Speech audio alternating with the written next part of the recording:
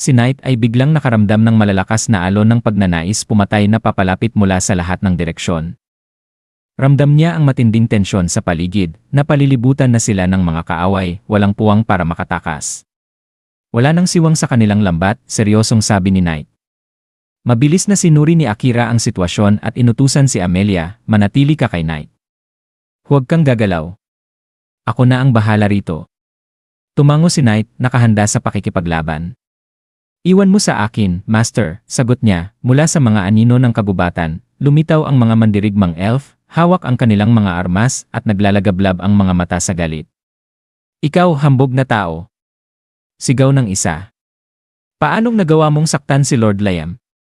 Kung pinahahalagahan mo ang iyong buhay, pakawalan mo siya ngayon din. Nanatiling kalmado si Akira at itinutok ang kanyang espada sa lig ni Liam. Na walang malay. Kung gusto ninyong makabalik siyang buo, malamig niyang sabi, hayaan niyong makaalis si Amelia. Pabayaan niyong makalampas siya ng walang sagabal. Nang sandaling iyon, isang malamig at maringal na tinig ang umalingaw-ngaw. Hindi, sabi ng isang babae habang lumalabas mula sa hanay ng mga mandirigma. Hindi namin yon magagawa. Ang babae ay si Kilika, prinsesa ng mga elf, at nakababatang kapatid ni Amelia. Ang kanyang tindig ay puno ng otoridad at pagmamataas. Matagal na naming hinahanap ang takas na kriminal, mariin niyang sabi. Hindi namin maaaring ipagsawalang bahala ang kanyang mga kasalanan. Pagkatapos, lumambot ang kanyang ekspresyon nang tumingin siya kay Amelia. Matagal tayong hindi nagkita, ate. Kay. Kilika. Mahina ngunit nanginginig na sabi ni Amelia. Napatingin si Akira sa kanilang dalawa at sa isip niya ay naglaro ang naalala ni Amelia.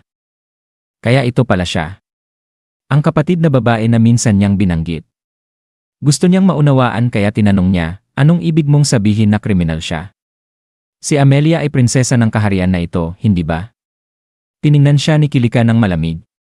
Bawasan mo ang iyong kapal ng mukha, tao, matalim niyang tugon. Pagkatapos ay itinaas niya ang manggas ng kanyang damit, ipinapakita ang mga pasa at sugat sa kamay. Tingnan mo ito, galit niyang sabi. Siya ang may gawa nito. Pinalitan niya ang gamot na ibinigay niya sa akin ng lason, at ito ang naging resulta. Napasinghap ang mga elf sa paligid. Prinsesa Kilika! Napakasama! Sigaw ng isa. Ang manakit ng miyembro ng pamilya Maharlika ay isang mabigat na kasalanan. Patuloy si Kilika sa pagpapanggap na nasasaktan. Kahit kapatid ko siya sa dugo, sinadya niyang saktan ako. Gusto niya akong patayin. Hindi totoo yan.